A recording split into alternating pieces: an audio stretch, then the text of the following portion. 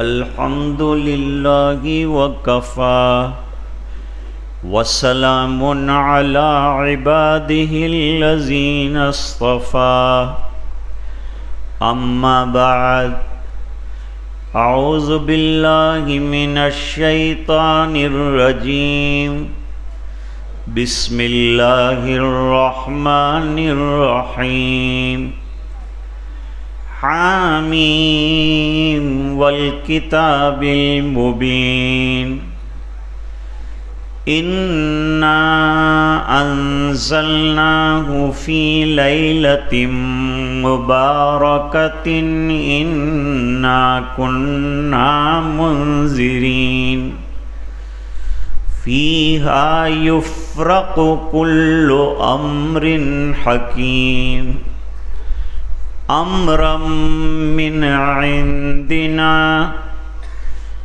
انا كنا مرسلین صدق اللہ العظیم اللہم صل علی سیدنا محمد وعلى آل سیدنا محمد وبارک وسلم۔ بزرگوں اور دوستو، دینی بھائیوں،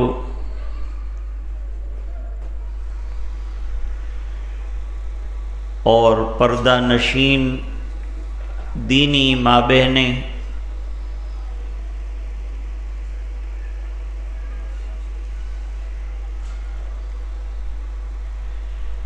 اللہ تعالی بڑے رحیم ہیں اور رحمت والے ہیں۔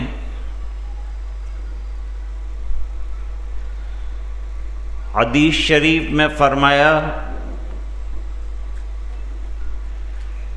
اللہ تعالیٰ کی رحمتوں کے 100 اصول ہیں، ان میں سے ایک اصل کو اللہ تعالیٰ نے دنیا میں جاری کیا۔ اس کی وجہ سے ماں باپ کو اولاد سے، اولاد کو ماں باپ سے، بھائیوں کو بہنوں سے، رشتہ داروں کو رشتہ داروں سے، میاں کو بیوی سے، بیوی کو میاں سے، دوستوں کو دوستوں سے، سہیلیوں کو سہیلیوں سے محبت ہے۔ یہاں تک کہ جانوروں کے اندر بھی محبت کا شائبہ پایا جاتا ہے۔ اپنے بچے کو جانور جو ہے وہ بچانے کی کوشش کرتا ہے، یہ رحمت کا اثر ہے۔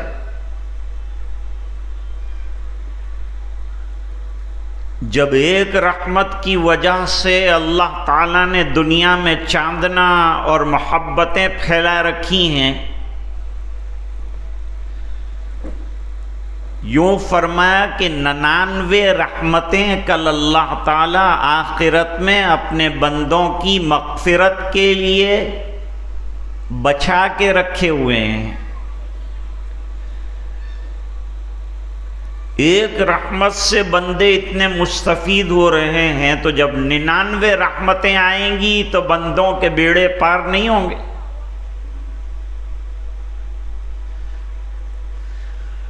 اسی رحمت والے اللہ، اسی رحم فرمانے والے اللہ نے اپنے بندوں کی مغفرت اور ان کے درجوں کو بلند کرنے کے لیے کچھ راتیں، کچھ دن بندوں کو دیے۔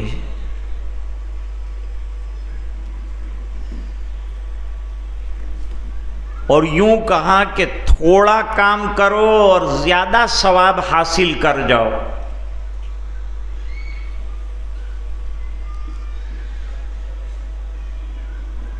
جب رجب کا مہینہ آتا ہے تو دعائیں کی جاتی ہے. حضور نے دعا سکھائی، اللہم بارک لنا فی رجب و شعبان وبلغنا رمضان. اے اللہ ہمارے رجب اور شعبان میں برکتیں عطا فرما دے. اس میں سے رجب کا مہینہ نکل گیا، رمضان کی تیاری اور رمضان کے لیے بندوں کو تیار 2 مہینے پہلے کر رہے ہیں کہ آگے عبادت کا مہینہ آ رہا ہے، تیار ہو جاؤ، تازہ دم ہو جاؤ، تیاری کر لو، ذہن بنا لو کہ آگے بڑی عبادتوں کی بہار کا زمانہ آ رہا ہے. اب اللہ تعالیٰ نے اپنے فضل سے ہمیں شعبان کا مہینہ بھی عطا فرمایا. رجب تو صحت کے ساتھ گزر گیا، شعبان آدھا جو ہے اللہ نے گزروا دیا. اب 15 دن باقی رہ گئے ہیں کہ رمضان المبارک کا عظیم مہینہ آنے والا ہے. جیسے حضرت یوسف علیہ السلام کو 12 بھائیوں میں فضیلت حاصل ہے، اس طرح رمضان کے مہینے کو 11 مہینوں پر فضیلت حاصل ہے. عبادتوں کا ثواب بے حد بڑھا دیا جاتا ہے، اور رمضان کی خاص 2 عبادتوں کے لیے تیاری کرنی پڑتی ہے جو سال میں 1 مرتبہ آتی ہے، ایک رات کی تراویح، دوسرا دن کا روزہ.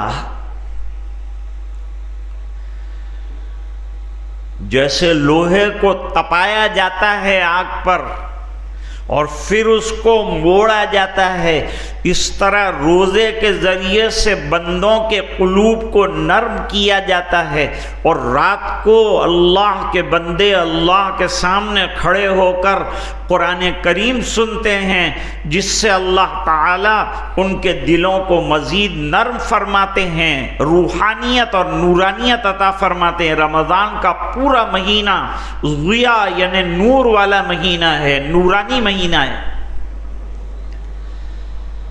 ہمارے مد نظر اور ہمارے سامنے اگر ہے تو رمضان المبارک کا مہینہ ہے، اس کی تیاری کے طور پر یہ شعبان کا مہینہ دیا ہے. حدیث شریف میں فرمایا کہ حضور پاک صلی اللہ علیہ وسلم کبھی شعبان میں لگاتار روزے رکھتے ہی رہتے تھے، ایسا لگتا تھا کہ اب رمضان تک نہیں رکیں گے اب. اور کبھی ایسا ہوا کہ آپ نے شعبان میں روزے بالکل نہیں رکھے.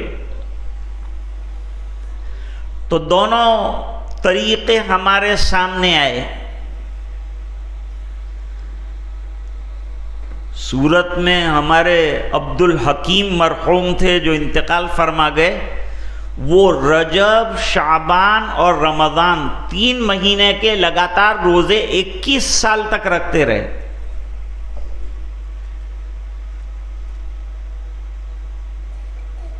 اب ایک روزہ رکھنے کا کیا ثبوت ہے؟ حضرت علی رضی اللہ تعالیٰ عنہ کی روایت ہے کہ لیلۃ البرات گزرے تو لیلۃ البرات میں یعنی آج کی رات میں عبادت کرو، اور عبادت طے نہیں ہے، نمازیں پڑھو، تلاوت کرو، دعائیں کرو، وظائف پڑھو، تسبیح پڑھو، استغفار کرو، درود شریف پڑھو. استغفار کی بھی بڑی اہمیت ہے. توبہ کرو، اپنے گناہوں کی اللہ کے دربار میں معافی مانگو.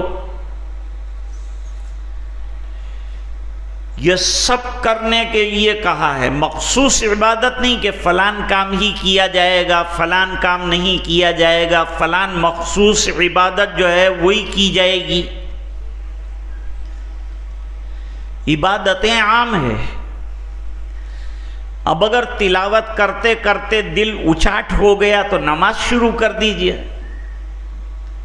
12 بجے کے بعد سے تہجد کا وقت شروع ہو جاتا ہے، اور اس سے پہلے پڑھنا چاہیں تو نفلیں پڑھ سکتے ہیں، کوئی حرج کی بات نہیں ہے. نماز پڑھ کر تھک گئے، وظیفہ لے کر بیٹھ جائیے، تسبیح لے کر بیٹھ جائیے، تسبیح پڑھیے. حضرت علی رضی اللہ تعالیٰ عنہ کی روایت ہے، قوموا لیلہ، اس کی رات میں کھڑے رہو، یعنی عبادت کرو، نمازیں پڑھو، رات کو زندہ رکھو۔ اور فرمایا سوموا نہارہا، اور دن کے اندر اگر ہمت اللہ نے دی ہو تو روزہ رکھو۔ اس سے روزہ ثابت ہوا ہے۔ اب اگر کوئی روزہ نہیں رکھ سکتا تو لازمی درجے کا روزہ نہیں ہے، یہ نفلی درجے کا روزہ ہے۔ ایک مشق ہو جائے گی، رمضان سے پہلے ٹرائل ہو جائے گا کہ ہم لوگ روزہ کیسے رکھیں گے۔ رمضان میں ابھی سے الجھن ہوتی ہے لوگوں کو، گرمی ہے، دن بڑا ہے، روزہ کیسے رکھیں گے۔ ایک روزہ رکھ کے ٹرائی کرو،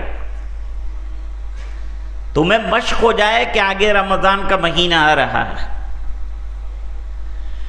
اور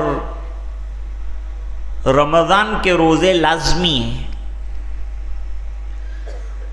اللہ تعالیٰ جہنم کو بند فرماتے ہیں اور جنت کو ڈیکوریٹ کرتے ہیں عبادت گزاروں کے لیے، ایمان والوں کے لیے، امت کے لیے۔ جنت کو پورا سال سجایا جاتا ہے ماہ رمضان کے لیے، اور رمضان میں خوشبو کی دھنیاں دی جاتی ہیں۔ دوسری بات یہ ہے کہ حضور پاک صلی اللہ علیہ وسلم کا طریقہ رہا تھا اور آپ پسند فرماتے تھے ایام بیض کے روزے۔ ایام بیض سے مراد اسلامی مہینے کا 13، 14 اور 15واں دن، اس میں روزے رکھنے کی حضور نے ترغیب دی ہے۔ اور کل 15واں دن آ رہا ہے، اور کچھ اللہ کے بندوں نے پورے ایام بیض کے روزے رکھے اور کوئی کل رکھنے والے ہیں۔ اللہ جس کو جتنی توفیق عطا فرمائے، لیکن طے یہ کرو کہ رمضان سے پہلے اب نہ نمازیں چھوڑیں گے، نہ تلاوت چھوڑیں گے، نہ استغفار چھوڑیں گے، نہ تہجد چھوڑیں گے، اور رمضان کے لیے دعا کریں گے کہ اللہ تعالی ہمیں چاق و چوبند فرما دے۔ اور اللہ تعالیٰ نے آج کی رات کی بھی جو ہے بڑی فضیلت رکھی۔ اللہ تعالیٰ فرماتے ہیں حامیم والکتاب المبین، قرآن کریم واضح کتاب کی قسم کھائی۔ انا انزلناہ فی لیلۃ مبارکۃ انا کننا منذرین، ہم نے اس کتاب کو مبارک رات میں اتارنے کا فیصلہ کیا۔ مبارک رات میں یہ فیصلہ کیا کہ کتاب مبین اتاریں گے۔ کب اتاریں گے؟ فرمایا لیلۃ القدر میں اتاریں گے۔ جتنی آسمانی کتابیں ہیں سب رمضان میں اتری ہے، اور قرآن کریم بھی رمضان المبارک میں اترا ہے، بڑی عظیم رات میں اترا ہے، جو فضیلت کے اعتبار سے 1000 مہینوں کے برابر ہے اگر اس رات میں کوئی عبادت کر لے۔ آج کچھ عبادت تو ہم نے الحمدللہ کی، انشاءاللہ غافلین میں ہمارا نام نہیں لکھا جائے گا۔ روزانہ اللہ تعالی سمائے دنیا پر نزول فرماتے پچھلی رات میں، اور اعلان ہوتا ہے حل من مستغفر، ہے کوئی مغفرت کا طلبگار کہ ہم اس کی مغفرت کر دیں۔ حل من مسترزق، ہے کوئی روزی کا طلب کرنے والا کہ ہم روزی دے دیں۔ ہے کوئی توبہ کرنے والا کہ ہم اس کی توبہ کو قبول کر لیں۔ اللہ کی رحمتیں بہانہ تلاش کرتی ہے، ادھر بندے کا آنسو توبہ کا نکلا، ادھر مغفرت کے پروانے آ گئے۔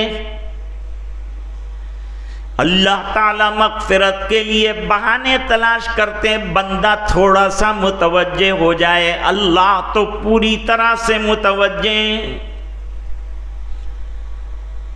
حدیث شریف میں فرمایا کہ بندہ ایک بالش متوجہ ہوتا ہے تو اللہ ایک ہاتھ متوجہ ہوتے ہیں، بندہ ایک ہاتھ متوجہ ہوتا ہے تو اللہ 10 ہاتھ متوجہ ہوتے ہیں، اور جب بندہ چل کر متوجہ ہوتا ہے تو اللہ تعالیٰ کی رحمتیں دوڑ کر اس کو برسا لیتی ہیں اور اس کو اپنے سینے سے لگا لیتی ہیں اور اس کا کام ہو جاتا ہے۔ تو ہم جتنے متوجہ ہیں اس سے تو زیادہ اللہ تعالیٰ متوجہ ہیں، ہمیں معاف کرنے کے لیے، اپنی رحمتوں سے نوازنے کے لیے نا امید نہیں کیا۔ فرمایا لا تقنطوا من رحمت اللہ، میری رحمت سے نا امید ہونے کی ضرورت نہیں۔ ان اللہ یغفر الذنوب جمیعا، بے شک اللہ تعالیٰ تمام گناہوں کو معاف فرمانے والے ہیں۔ انہ هو الغفور الرحیم، وہ بڑی مغفرت فرمانے والے، بڑے رحم فرمانے والے ہیں۔ آج کی رات میں اللہ تعالیٰ غروب آفتاب کے بعد اپنی خاص رحمتوں کو متوجہ فرماتے ہیں، اور روزانہ جو اعلان پچھلی رات میں ہوتا تھا وہ اعلان اب جو ہے شروع رات سے جاری ہو کر صبح صادق تک رہتا ہے۔ اس لمحے میں جس بندے نے رجوع کر لیا، توبہ کر لی، اللہ تعالیٰ معاف فرما دے۔ حدیث شریف میں فرمایا حضور پاک صلی اللہ علیہ وسلم نے قبرستان تشریف لے گئے تھے آپ۔ حضرت عائشہ رضی اللہ تعالیٰ عنہ فرماتی ہیں زندگی میں، مدنی زندگی میں ایک مرتبہ حضور قبرستان تشریف لے گئے۔ ہر وقت قبرستان جانے کا آپ کا معمول اور سنت نہیں رہا ہے، لیکن اس رات میں یعنی لیلۃ البرات 15ویں رات تھی، اس میں قبرستان تشریف لے گئے اور مردوں کی مغفرت کی دعا فرمائی، اور حضرت عائشہ رضی اللہ تعالیٰ عنہ سے فرمایا آج کی رات میں بنی کلب ایک قبیلہ ہے عرب کا جن کے پاس لاکھوں کی تعداد میں بکریاں تھیں، فرمایا بنی کلب کی بکریوں کے بالوں سے زیادہ اللہ تعالیٰ مغفرت فرماتے گناہگاروں کی۔ تو گویا یہ رات اصل میں توبہ کی رات، براءت کہ معنی چھٹکارا قرآن کریم میں ہے براءۃ من اللہ ورسولی، وہاں سے آیا براءت، براءت کے معنی نجات، براءت کے معنی چھٹکارا۔ اس رات کو براءت اس لیے فرمایا کہ اللہ تعالیٰ گناہگاروں کو جہنم سے بڑی تعداد میں چھٹکارا دیتے ہیں۔ اس کے جتنے حرف ہیں اس میں عجیب معنی ہے۔ با میں برکت، برکت کی طرف اشارہ کیا، قرآن کریم نے بھی کہا اس رات کو برکت والی رات، لیلۃ القدر بھی برکت والی رات، اور یہ بھی برکت والی رات۔ حدیثوں میں اِنَّا أَنزَلْنَاهُ فِي لَيْلَةٍ مُبَارَكَةٍ إِنَّا كُنَّا مُنذِرِينَ، ہم نے قرآن کریم کو اتارنے کا فیصلہ اس برکت والی رات میں کیا، تطبیق ہو جائے گی، کیونکہ لیلۃ مبارکہ کے اندر بڑا اختلاف ہے۔ بعض حضرات کہتے ہیں اس سے مراد لیلۃ القدر ہے، زیادہ تر مفسرین اس طرف گئے ہیں کہ یہ لیلۃ القدر ہے، اور کچھ حضرات کہتے ہیں لیلۃ البرات یعنی 15ویں شعبان کی رات جو ہے وہ مراد ہے۔ اب تطبیق ایسی شکل اختیار کرنی چاہیے قرآن کریم کی آیات میں اگر اختلاف ہو کہ دونوں میں جوڑ پیدا ہو جائے، تو اگلی آیت کے ذریعے سے جوڑ ہوا فیہا یفرق کل امر حکیم، یہ وہ رات ہے جس کے اندر فرشتوں کو بڑے بڑے امور کے فیصلے کیسے کرنے ہیں وہ چٹھیاں دے دی جاتی ہیں، وہ کاغذات دے دیے جاتے ہیں۔ پھر سال بھر وہ نافذ ہوتا ہے، کس کو کتنا رزق دینا ہے، کون انتقال کرنے والا ہے، کون زندگی پانے والا ہے، کس کی روزی کتنی ہوگی، کون توبہ کرے گا، کون حادثے سے دوچار ہوگا، یہ تمام چیزیں اللہ تعالیٰ نے لکھ کر کے فرشتوں کے حوالے کر دی۔ اب فرشتے اس کو جیسا بتلایا گیا ہے اس کے مطابق نافذ کرتے رہتے ہیں۔ لیلۃ مبارکہ، برکت والی رات۔ حرف ہے تیسرا الف برا۔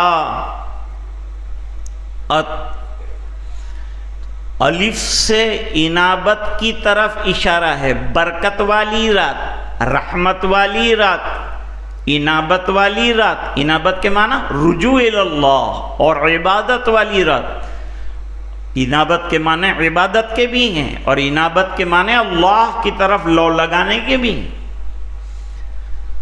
اور میں دو چیزوں کی طرف اشارہ کیا۔ توبہ والی رات، یہ رات ایسی ہے کہ آدمی کام کرے، توبہ کرے، اللہ تعالیٰ بندوں کی توبہ سننے کے لیے، جیسے حدیث سے پتہ چلا، بالکل تیار رہتے ہیں۔ اور یہ مہینے بڑے مبارک ہیں، اور رمضان کا مہینہ اس کی تیاری اور اس کے لیے بشاشت ابھی سے آ جائے، کھا پی کر تیار ہو جاؤ۔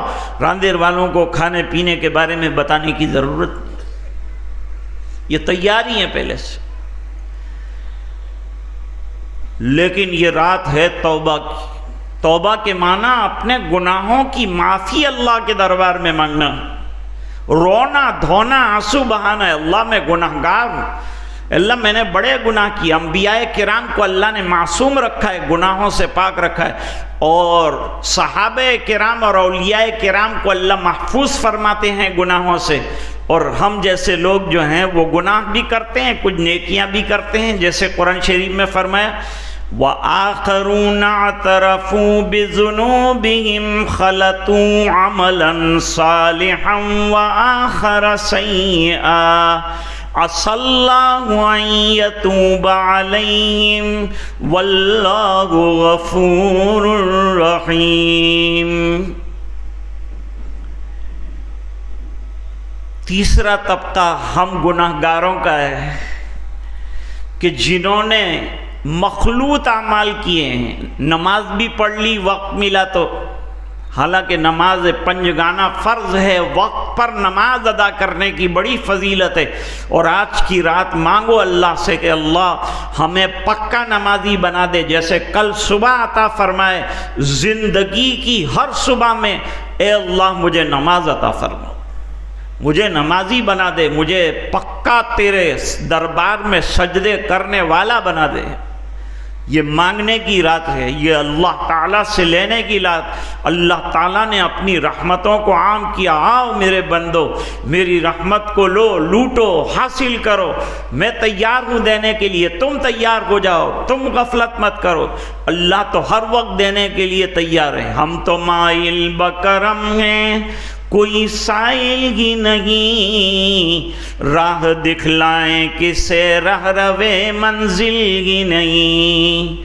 اور شاعر نے توبہ کرنے والوں کو کہا ہے مت گھبراؤ، گناہ بہت ہو گئے ہمارے، لیکن گناہ کے اوپر دلیر مت بنو، بہادری مت کرو، اللہ معاف کرنے والا ہے۔ اس کا مطلب یہ نہیں ہے کہ ہم گناہ کرتے جائیں، ڈرتے رہو گناہوں سے، اور اگر ہو گیا گناہ تو اللہ نے دروازے توبہ کے کھلے رکھے ہیں۔ توبو الی اللہ توبۃ نصوحا، اللہ نے نا امید نہیں فرمایا کہ اب تیری توبہ قبول نہیں کریں گے۔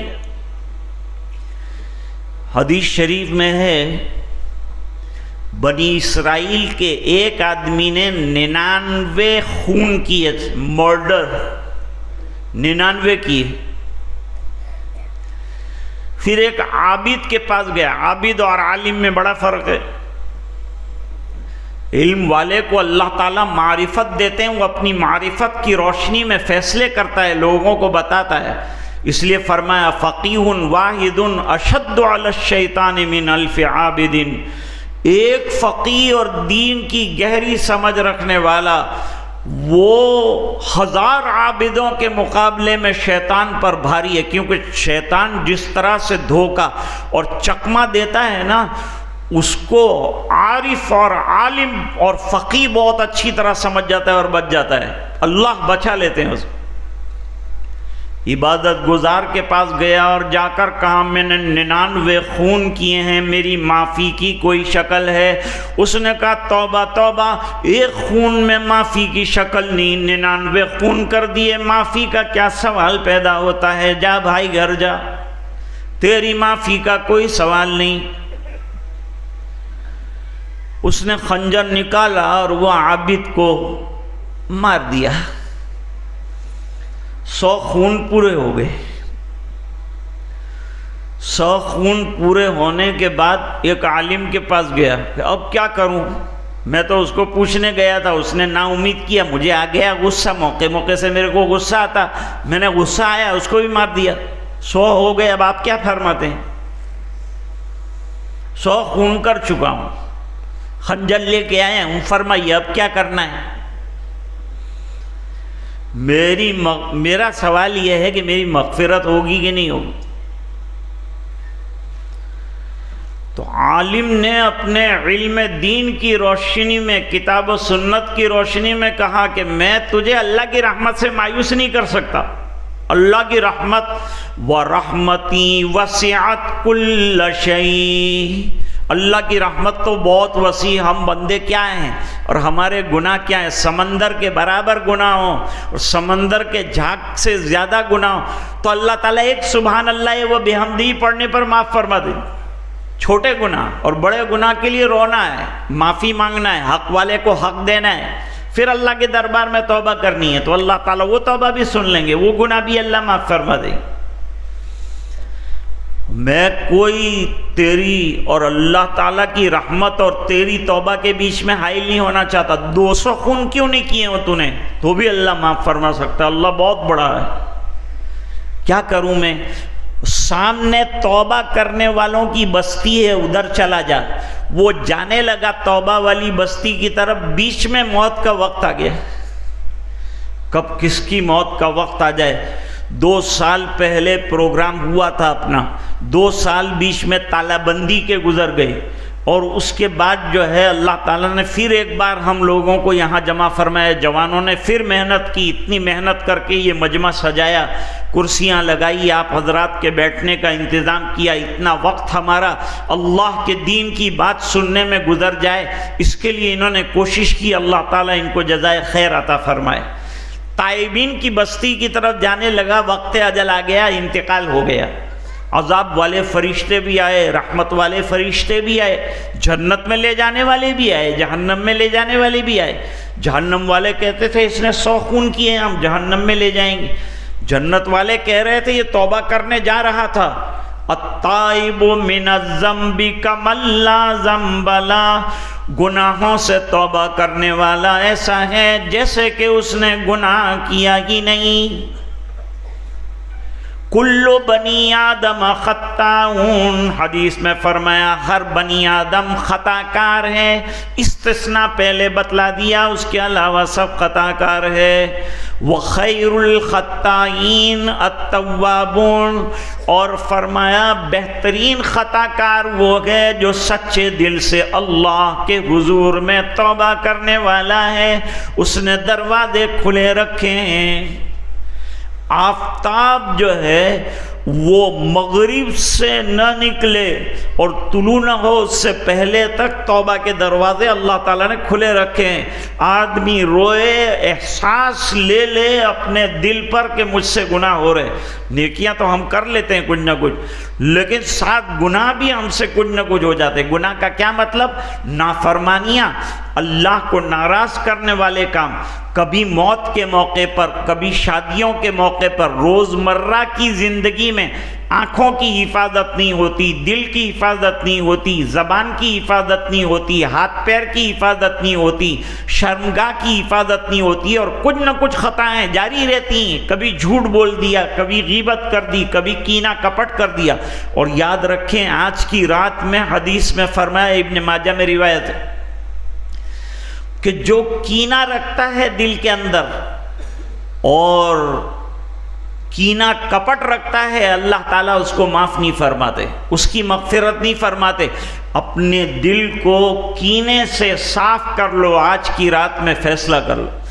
ایک صحابی کے بارے میں حضور پاک صلی اللہ علیہ وسلم نے فرمایا، ابھی ایک صحابی آنے والے ہیں، وہ ایسے ہیں کہ دنیا میں چلتا ہوا جنتی کوئی دیکھنا چاہے تو ان کو دیکھ لے۔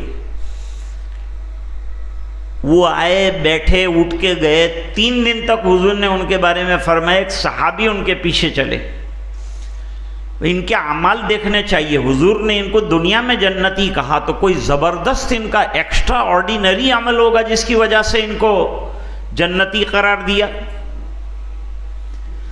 ساتھ چلتے رہے تو وہ جو عبادتیں یہ صحابی کرتے تھے وہ بھی کرتے تھے، کوئی الگ سے عبادت ان کی دیکھی نہیں تو ان سے درخواست کی، ان کے گھر رہے اور درخواست کی کہ 3 دن رہا، میں نے کوئی ایکسٹرا عبادت آپ کی دیکھی نہیں اور سرکار نے آپ کو دنیا میں چلتا ہوا جنتی قرار دیا، تو کیا عمل ہے آپ کے پاس؟ فرمایا میرے نبی نے مجھے یہ کہا کہ شام کا کنارہ ہو جائے نا، عبادتیں کی ہیں، تلاوتیں کی ہیں، ذکر اللہ کیا ہے، تو ذرا دل کی خبر لے لینا، اور دل کے اندر اگر کوئی کینہ کپٹ کی بات ہو تو دل کو بالکل صاف کر دینا۔ آئین ماس سینہ چوائین داشتن، کفرست در طریق ماں کینہ داشتن۔ دل کو کینے سے بالکل صاف ستھرا کر لیا جائے، دل کو صاف کرو۔ اور دل صاف کیسے ہوتا ہے؟ دلوں کا سیکل کیسے ہوتا ہے؟ ذکر اللہ کے ذریعے سے۔ دلوں کو اطمینان کہاں سے ملتا ہے؟ ذکر اللہ کے ذریعے سے ملتا ہے۔ اللہ تعالیٰ فرماتے ہیں الا بذکر اللہ تطمئن القلوب، یاد رکھو اللہ کا ذکر کرنے سے دلوں کو اطمینان ہوتا ہے۔ نہ دنیا سے، نہ دولت سے، نہ گھر آباد کرنے سے تسلی دل کو ملتی ہے خدا کو یاد کرنے سے۔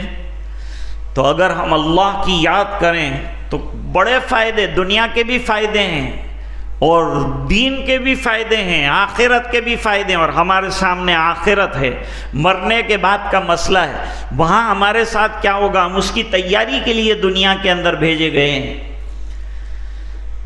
ایک فرشتہ آیا، اس نے آ کر کہا کہ توابین کی بستی کی طرف ناپو، گناہ گار والی بستی کی طرف ناپو، اگر توبہ والی بستی کی طرف قریب ہے تو مغفرت والے فرشتے آ کر لے جائیں گے۔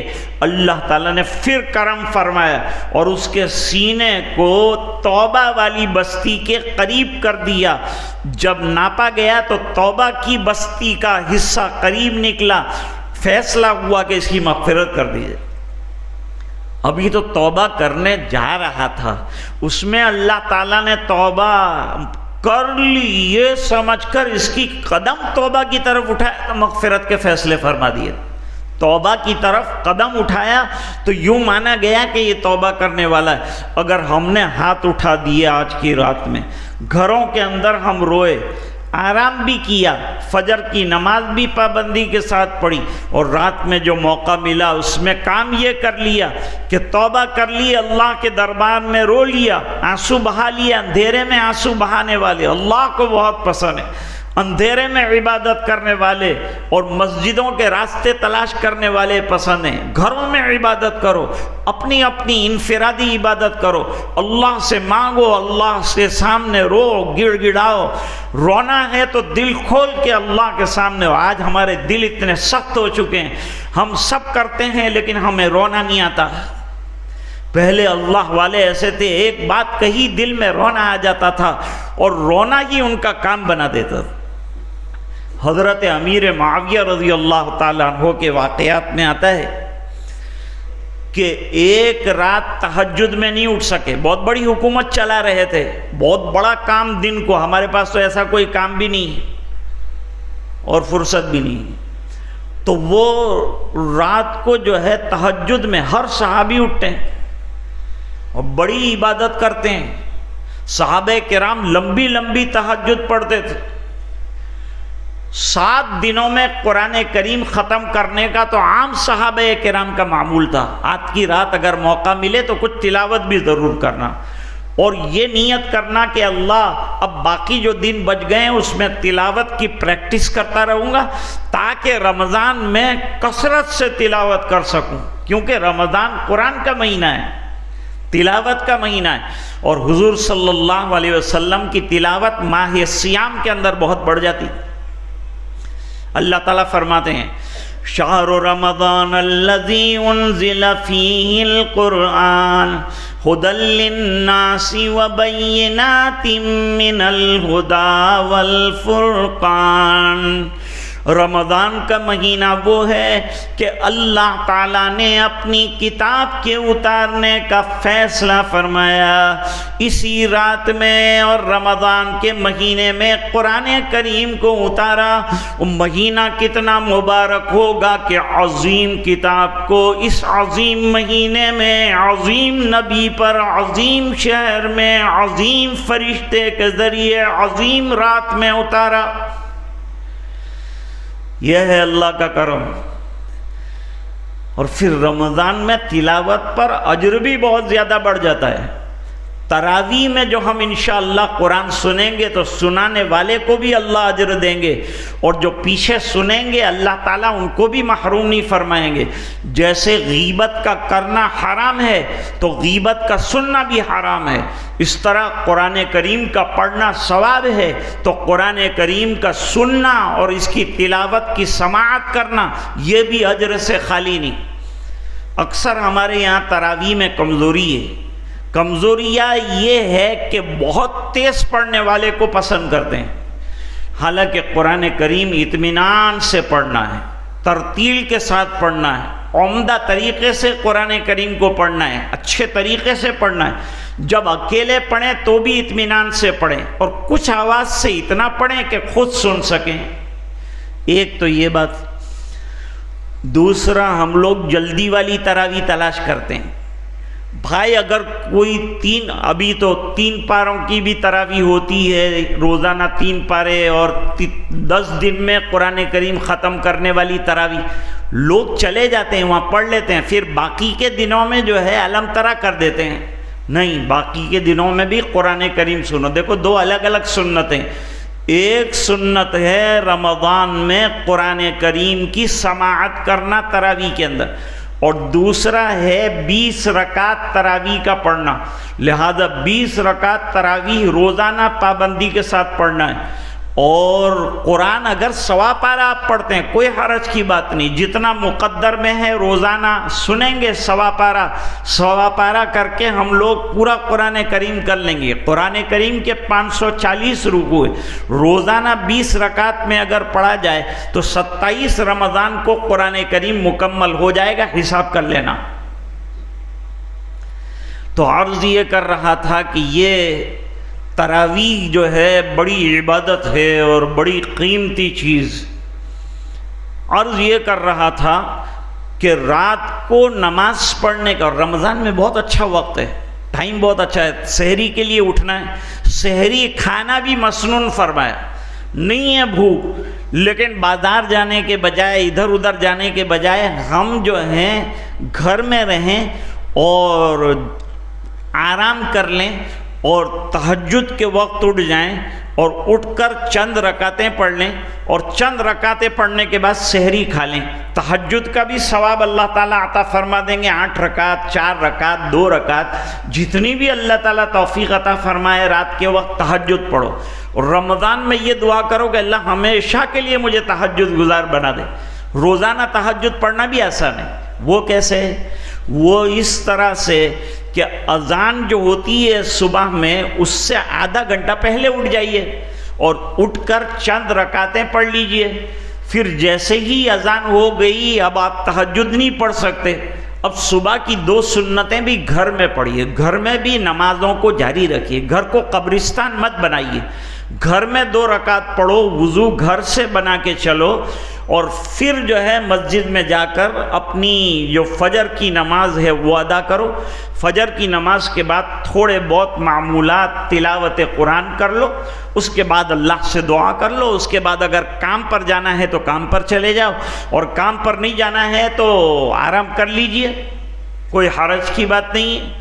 لیکن دین اللہ تعالیٰ نے بہت آسان بنایا ہے. ہم جس طرح سے بھی چاہیں اپنا شیڈیول بنا سکتے ہیں اور بنا کر اللہ کی رحمتوں کو لوٹ سکتے ہیں، حاصل کر سکتے ہیں، اور اللہ تعالیٰ دینے کے لیے ہر وقت تیار. اب توبہ کی اہمیت پر کہ اللہ تعالیٰ کو توبہ کرنے والے بندے کتنے پسند ہیں، اس سلسلے میں ایک حدیث جو ہے ذکر کر کے آج کی بات کو ختم کرنا. حضرت عبداللہ ابن مسعود رضی اللہ تعالیٰ عنہ جلیل القدر صحابی، وہ کہتے ہیں کہ حضور پاک صلی اللہ علیہ وسلم نے ایک مثال دی اور مثال کے ذریعے سے سمجھایا کہ توبہ کرنے والے بندے اللہ تعالیٰ کو کتنے عزیز ہیں. جو لوٹ کر گناہوں سے اللہ کی طرف آ جائے اور رجوع کرے اور توبہ کرے، وہ اللہ تعالیٰ کو توبہ کرنے والے بندے سے کتنی خوشی ہوتی ہے، کتنے خوش ہوتے ہیں اللہ تعالیٰ توبہ کرنے والے سے. فرمایا اس کی ایک مثال ہے. مثال کیا دی؟ مثال میں فرمایا حضور پاک صلی اللہ علیہ وسلم نے، پہلے زمانے میں جو لوگ سفر کرتے تھے، لمبا سفر اونٹوں کے اوپر کرتے تھے، اور اونٹ پر اپنا پانی، کھانے کا سامان، توشہ، تمام چیزیں لے کر چلتے تھے. لمبا سفر ہوتا تھا. ابھی موجودہ دور میں تو الحمدللہ سفر بہت آسان ہے، جگہ جگہ ہوٹلیں بنی ہوئی ہیں، راستے بنے ہوئے ہیں. وہ ریگستان کے اندر، جنگلوں کے اندر سفر ہوتا تھا اور اپنی منزل پر پہنچنا ہے. تو وہ توشہ پانی لے کر ایک مسافر چلا، بہت چلا. چلنے کے بعد تھک گیا، تو تھکنے کے بعد اس نے ایک درخت کا سایہ تلاش کیا. درخت کے سائے میں وہ آرام سے لیٹ گیا، اونٹنی کو باندھ دیا. جب تکان دور ہو گئی اور نیند سے آنکھ کھلی تو اس کا دل دھڑکنے لگا، اس بنا پر کہ اس کا سہارا تھی وہ اونٹنی، جس کے اوپر کھانا بھی تھا، توشہ بھی تھا، پانی بھی تھا، دوسرا ضروری سامان سفر بھی تھا. وہ اونٹنی غائب. اب یہ دوڑا، جہاں تک بیچارہ جا سکتا تھا اونٹنی کی تلاش میں کہ اونٹنی کہاں تک گئی ہوگی، وہاں تک یہ گیا. تلاش کیا لیکن اونٹنی نہیں ملی. اب یہ سمجھ گیا کہ اب تو ریگستان ہے، یہاں تو کوئی مدد، اللہ کی مدد کے علاوہ اور کوئی نہیں ہے. اب مرنا طے ہے. اب یہ بات طے ہے کہ میں بھوک اور پیاس سے ایڑیاں رگڑ رگڑ کے مرنے والا ہوں. یہ عالم ہے میرا، کیونکہ بظاہر زندگی کی جو شکلیں ہیں، کھانا پینا وہی نہیں ہے. نا امید ہو کر، نا امید تو نہیں ہونا چاہیے لیکن ایسے موقع پہ آدمی حیران پریشان ہو جاتا ہے.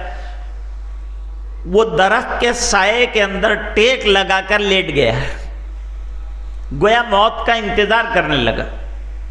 موت آئے گی، کیسے آئے گی اللہ جانے. موت کا معاملہ بڑا سخت ہے، اللہ تعالیٰ سے دعا کرنی چاہیے. حضور نے دعا بتائی، اللہم اعنا علی سکرات الموت وغمرات الموت. اللہ موت کی سختیاں آسان فرما دے. لیٹا، آنکھ لگ گئی، دوبارہ سوچتے سوچتے آنکھ لگ گئی. اب جب آنکھ کھلی تو دیکھتا ہے کہ اونٹنی جو ہے اس کے پاس کھڑی ہے. اب بتاؤ کتنی خوشی اس کو ہوئی ہوگی جو زندگی سے نا امید ہو چکا تھا. کس قدر خوشی ہوگی. اب میرا سفر بھی جاری ہو جائے گا، اب میں منزل پر بھی پہنچ جاؤں گا، اور بھوک پیاس جو ہے مجھے پریشان نہیں کرے گی. خوشی سے اس کی زبان سے جملے بھی غلط غلط نکل گئے. حدیث کے اندر فرمایا کہ جتنا یہ بندہ اپنی اونٹنی کے مل جانے سے خوش ہوتا ہے اور ہوا ہے، اس سے زیادہ اللہ تعالیٰ توبہ کرنے والے بندے کی توبہ سے خوش ہوتے ہیں. اللہ تعالیٰ نے توبہ کا ایک راستہ ہمارے لیے کئی رات بنائی ہیں، کئی دن بنایا ہے، کہیں لیلۃ القدر بنائی ہے کہ اللہ کے بندے توبہ کرنے والے بن جائیں۔ اس رات میں کس کی مغفرت نہیں ہوتی؟ شراب پینے والے کی، کینہ پرور کی، مشرک کی، اور فرمایا والدین کی نافرمانی کرنے والے کی۔ ان لوگوں کی مغفرت، جبکہ مغفرت کا زمانہ عام ہے اور اللہ کی رحمت چھائی ہوئی ہر طرف، پھر بھی ان کی مغفرت نہیں ہو رہی ہے۔ اللہ تعالی ہمیں یہ برے کاموں سے بچائے اور نیک کام کرنے کی توفیق عطا فرمائے، اور باقی رات جو ہے اس کو ضائع نہ کریں۔ اگر کچھ نہیں ہو سکتا تو آرام کر لیں، تہجد میں اٹھ جائیں، فجر کی نماز جماعت کے ساتھ ادا فرمائیں، اور اللہ سے دعائیں کرتے رہیں۔ دعا بہت بڑی نعمت ہے۔ حدیث شریف میں فرمایا دعا و مخ العبادہ، دعا عبادتوں کا مغز ہے، اور دعا میں اللہ سے اپنی مغفرت مانگنا، اپنے گناہوں کی معافی مانگنا۔ آج کل ہم لوگ ذرا غافل ہو گئے ہیں۔ اللہ تعالیٰ نے ایسے موقع غنیمت دیے ہیں، ایسے موقع سے فائدہ اٹھانا چاہیے۔ آپ حضرات جمع ہوئے اور یہ مرکزی پروگرام ہوتا ہے راندیر میں بے فضلہ تعالی ایک عرصے دراز سے، اور یہاں کے جوان جو ہیں اس کے سلسلے میں بڑی کوشش اور سعی فرماتے ہیں اور ہم کو جمع فرماتے ہیں۔ اللہ تعالیٰ ان کی محنتوں کو قبول فرمائے، انہیں نمازوں کا پابند بنائے، اور اللہ تعالیٰ دین کی محبت ان کے دلوں میں پیدا فرمائے، اور دین کی محنت کے لیے اللہ تعالیٰ یہ جوانوں کی جوانی کو قبول فرمائے، اور اپنے دین کے لیے ان کا استعمال ہو جائے، اور اللہ تعالیٰ دنیا کے ان کے کام ہے وہ بھی سب بنا دے، اور اللہ اس میں بھی ترقیات عطا فرمائے۔ وآخر دعوانا ان الحمد للہ رب العالمین۔ کئی اعلانات ہیں۔ ایک اعلان ہماری عیدگاہ کے سلسلے میں ہے کہ عیدگاہ کا کام اور مقدمہ جو ہے وہ چل رہا ہے، اور اس کی پیروی جاری ہے، اور ایک تنظیم اس کے لیے کام کر رہی ہے۔ عیدگاہ کی جو کمیٹی ہے وہ محنت میں لگی ہے۔ آپ دعا فرمائیں کہ اللہ تعالیٰ وہ کام جو کر رہے ہیں اس میں کامیابی عطا فرمائے، اور ہماری عید کی نمازیں عیدگاہ کے اندر برابر بلا کسی رکھنے کے جاری رہیں۔ ایک دعا تو یہ ہے۔ دوسرا، ہمارے شاکر بھائی جو اس موقع پر آگے رہا کرتے تھے، وہ عارض قلب سے جو ہے تکلیف اٹھا کر دنیا سے تشریف لے گئے۔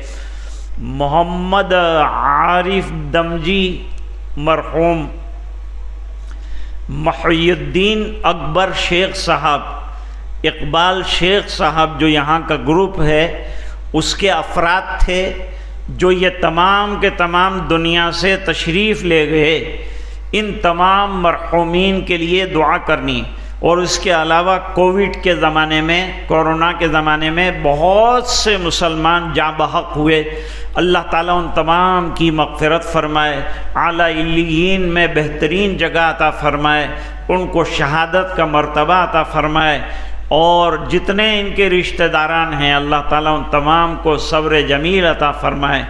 نور جہاں بیگم محمد حنیف شیخ صاحب ICU میں ہیں، ان کے لیے دعا فرمائیں کہ اللہ تعالیٰ ان کی صحت بحال فرمائے۔ بابو بھائی کے لیے دعا کی گزارش کی گئی ہے۔ نوساری میں ذاکر پٹھان صاحب بیمار ہیں، ان کی صحت کے لیے دعا فرمائیں۔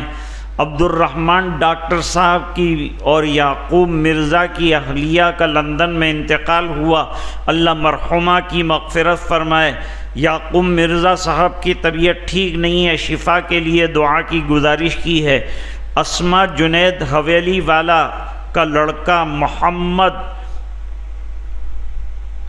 دونوں کڈنی کی تکلیف ہے، ان کی شفا یابی کے لیے دعا فرمائیں۔ اس کے علاوہ اور بہت سے لوگوں نے دعاؤں کے لیے درخواست کی ہے اور گزارش کی ہے۔ جتنے لوگوں نے لکھا ہے یا کہا ہے یا گزارشیں کی ہیں آپ حضرات سے دعا کروانے کی، ان تمام کے لیے دعا فرمائے کہ جس کی جو حاجات ہوں اللہ تعالیٰ پوری فرمائے، غیب سے تکفل فرمائے اور غیب سے ان کی روزی کا انتظام فرمائے، پریشانیوں کا خاتمہ فرمائے، ان کے کاروبار میں روزی میں برکتیں عطا فرمائے، اور جو لوگ کام میں لگے ہوئے ہیں اللہ تعالیٰ ان کو دین کے کام میں لگائے رکھے، علماء حقانی ربانی کی حفاظت فرمائے، مساجد، مدارس، مراکز، خانقاہیں، مقابر تمام کی اللہ تعالیٰ حفاظت فرمائے۔ اب دعا کریں۔ اللہم لک الحمد کلہ ولک الملک کلہ ولک الشکر کلہ والیک یرجع الامر کلہ علانیتہ وسرہ۔ اللہم صلی علی سیدنا محمد وعلی آل سیدنا محمد وبارک وسلم۔ ربنا ظلمنا انفسنا وإن لم تغفر لنا وترحمنا لنكونن من الخاسرين۔ ربنا آتنا في الدنيا حسنة وفي الآخرة حسنة وقنا عذاب النار وقنا عذاب الحشر وقنا عذاب القبر وقنا عذاب الفقر وقنا عذاب الدين واحشرنا يوم القيامة مع الأبرار۔ ربنا لا تزغ قلوبنا بعد إذ هديتنا وهب لنا من لدنك رحمة إنك أنت الوهاب۔ ربنا إنك جامع الناس ليوم لا ريب فيه إن الله لا يخلف الميعاد۔ ربنا اغفر لنا ذنوبنا وإسرافنا في أمرنا وثبت أقدامنا وانصرنا على القوم الكافرين۔ صلاة تنجينا بها من جميع الأحوال والآفات وتقضي لنا بها جميع الحاجات، تطهرنا بها من جميع السيئات، ترفعنا بها عندك أعلى الدرجات، تبلغنا بها أقصى الغايات من جميع الخيرات في الحياة وبعد الممات إنك على كل شيء قدير۔ اللهم انصر الاسلام والمسلمين، اللهم أيد الاسلام والمسلمين، اللهم انصر الاسلام والمسلمين، اللهم ثبت الاسلام والمسلمين، اللهم ثبت اقدام المؤمنين وزلزل اقدام الكافرين وانزل بهم باسك الذي لا ترده عن القوم المجرمين۔ يا حي يا قيوم برحمتك نستغيث، اصلح لنا شاننا كله ولا تكلنا الى انفسنا طرفة عین۔ اے اللہ ہمارے گناہوں کو معاف فرما، کوتاہیوں سے درگزر فرما، اپنا فضل اور کرم شامل حال فرما، رحم کے اور کرم کے فیصلے فرما۔ تو نے اپنے فضل سے اللہ ماہ رجب بھی عطا فرمایا، اپنے فضل سے صحت کے ساتھ شعبان کا مہینہ بھی عطا فرمایا۔ اللہ صحت اور عافیت کے ساتھ رمضان کی عبادات بھی نصیب فرما، تراویح پڑھنا بھی نصیب فرما، روزے رکھنا بھی نصیب فرما۔ اے اللہ اسے ہمارے لیے آسان فرما، سہل فرما، رکاوٹوں کو دور فرما۔ اے اللہ ہم بہت گناہ گار ہیں، اللہ خطا کار ہیں، سیاہ کار ہیں، ریاکار ہیں۔ اللہ محض اپنے فضل سے ہمارے گناہوں کو درگزر فرما دے۔ اے اللہ ہم سچے دل سے تیرے دربار میں توبہ کرتے ہیں۔ اے اللہ اس مجمع میں چھوٹے بھی ہیں اور بڑے بھی ہیں اور بوڑھے بھی ہیں اور علماء بھی ہیں اور صلحاء بھی ہیں اور اے اللہ اتقیاء بھی ہیں۔ اے الہ العالمین سب نے تیرے دربار میں ہاتھ اٹھائے، اپنے فضل سے تمام کی مغفرت فرما دے، ہمارے گناہوں کو درگزر فرما دے۔ اے اللہ تو نے اگر معاف فرما دیا تو تیری شان میں کوئی کمی نہیں آئے گی، لیکن اللہ ہم جیسوں کی بگڑی بن جائے گی، اللہ ہماری بگڑی بنا دے۔ اللہ امت کے ہر فرد کی بگڑی بنا دے۔ اللہ سب کی مغفرت فرما دے، پوری امت کی مغفرت فرما۔ اللہ ہمارے حال پر رحم فرما، اللہ پوری امت کے حال پر رحم فرما۔ اے اللہ ملک میں امن اور سلامتی کے فیصلے فرما، اپنی رضائے دائمی عطا فرما۔ اے اللہ ہمیں نمازوں کا پابند بنا دے، تلاوت کا شیدائی بنا دے، ذاکرانہ زندگی عطا فرما دے۔ اے اللہ ہمارے دلوں کو کینوں سے پاک فرما دے۔ اے اللہ تیری معرفت ہمارے دلوں میں عطا فرما دے، نور معرفت سے قلوب کو منور فرما دے۔ اے الہ العالمین پوری بستی کی حفاظت فرما، جتنے بیمار ہیں ہیں اللہ ان تمام بیماروں کو صحت عطا فرما، جتنے مرحومین ہو گئے ان تمام مرحومین مرحومات کی اللہ مغفرت فرما، جمیع قبرستان والوں کی مغفرت فرما، ہمارے شاکر بھائی انتقال فرما گئے ان کی بھی مغفرت فرما، اعلیٰ علیین میں بہترین مقام عطا فرما۔ اے اللہ جن لوگوں نے آج ہم کو اس نسبت سے یہاں جوڑا، اے اللہ ان کو جزائے خیر عطا فرما، یہ دعائیں اپنے فضل و کرم سے قبول فرما برحمتک یا ارحم الراحمین۔ السلام علیکم ورحمۃ اللہ وبرکاتہ۔